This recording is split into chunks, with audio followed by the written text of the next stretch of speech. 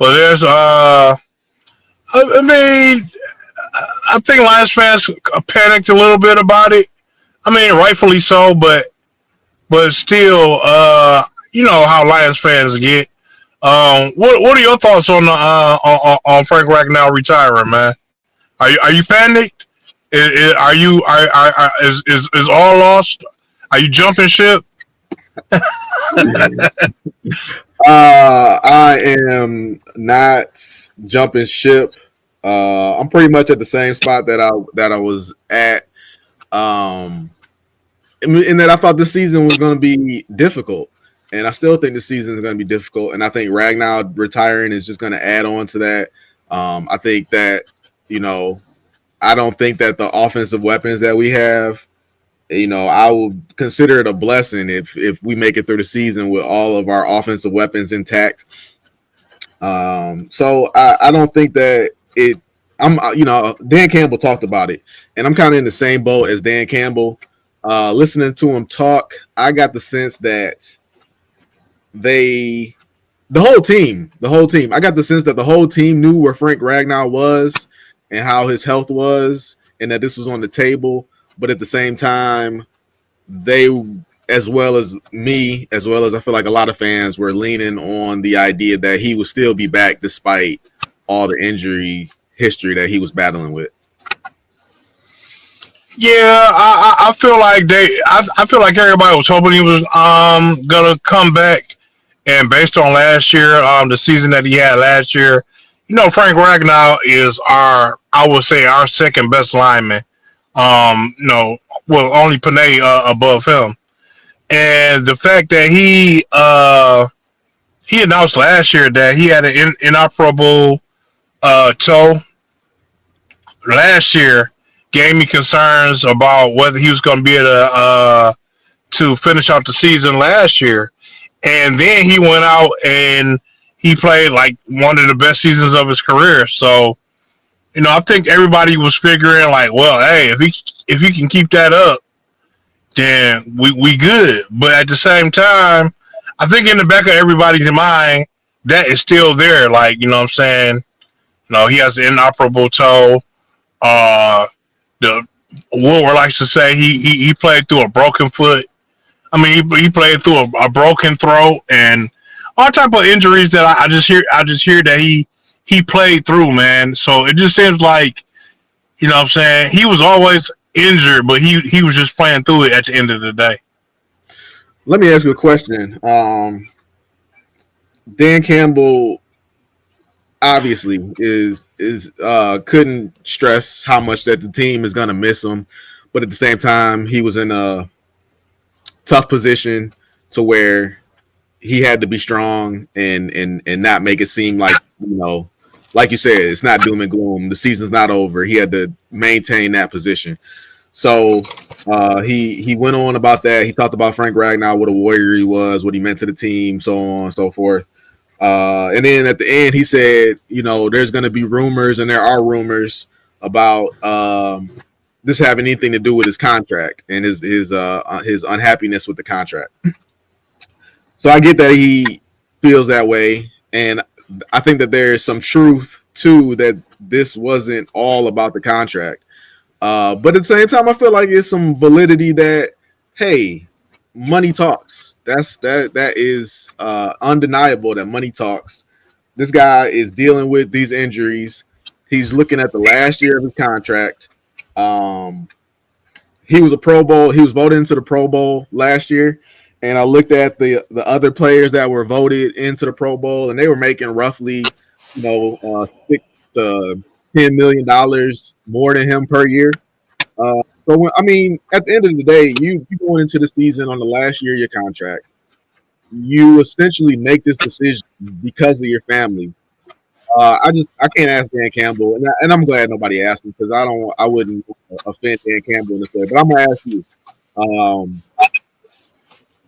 do you think that if the Lions had given Frank Ragnow a contract, considering he made this decision with the interest of his family in mind, if you put a couple $1 million in a couple more years, wouldn't you say that would be in the best interest of your family as well? Coming off of a Pro Bowl year. Um. mm, First off, I mean, maybe he might have tried to tough out this year. I don't think it would have. I don't think with the injuries that he's facing that it would have been the best thing for him because injuries have a long lasting effect on your after football career. He probably won't make the same amount of money. I'm sure they have a position for him in the somewhere in the Lions establishment. You know what I'm saying, where he can come in and make some money doing a job around there or somewhere in the local media system. Like I said, it's probably not the same amount of money, but it's money somewhere in there.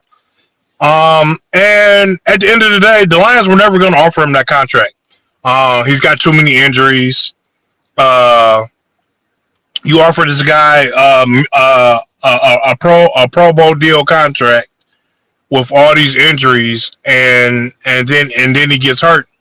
You got to pay all that dead cap off. So you know, I don't think that's what it was, man. And then Neil mentioned something about his contract as well about him deciding to retire before June 1st, the day before June 1st, and what essentially that does is it it keeps the dead cap that we have to pay for his contract in the old season and doesn't carry on to what we owe in the next season.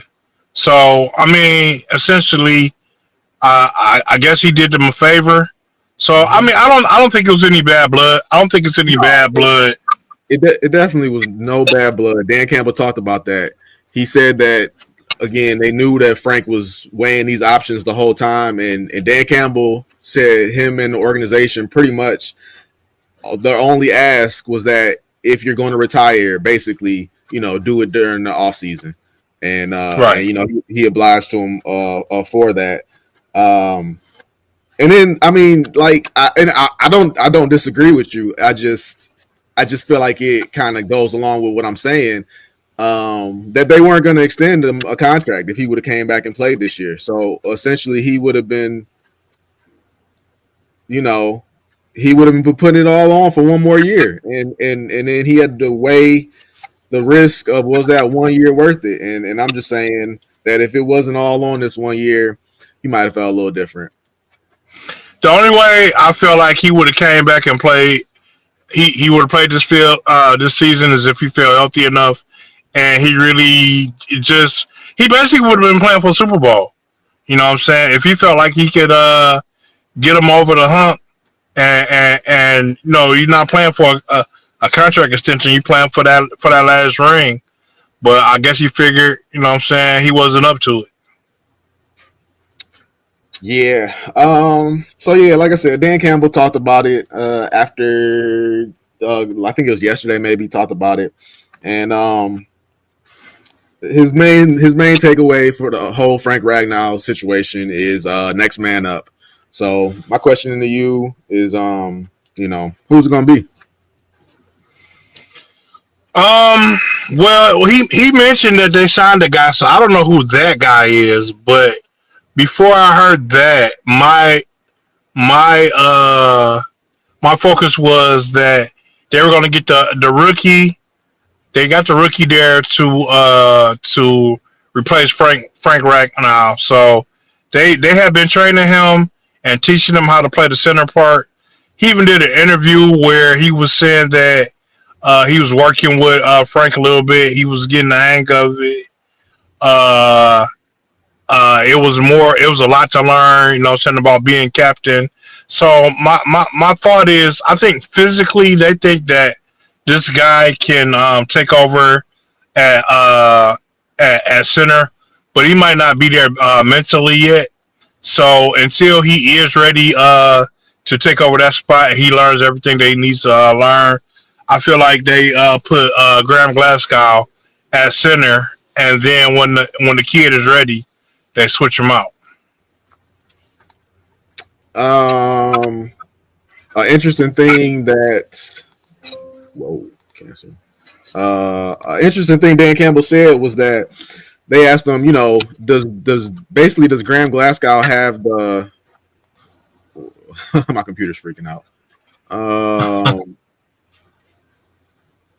Whoa. All right. So basically they asked him, does Graham Glasgow have the what would you call it? Is he in the lead for basically taking over that position because given the fact that he's got experience. And I thought it was interesting that Dan Campbell said that experience goes. Obviously, a player having experience is a benefit to that player, but at the same time,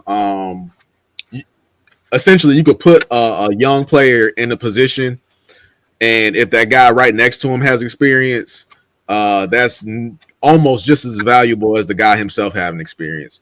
So hearing that kind of made me think that Tate Ratledge might be, he's definitely the long-term answer. That's why they drafted him. But I think he's gonna have a fast track to get in that position and getting reps, and we'll get an opportunity to see how he looks in that position. No, I was saying, I definitely think that Ratledge is the answer, but I was just thinking, I wasn't sure if he was there mentally, because I know it's essentially a lot to learn. You know what I'm saying? Like you essentially become a captain of the offense immediately. So my thing was, I feel like he would take it over, but I just didn't know how fast he would be prepared for that mentally. I got you. Detroit.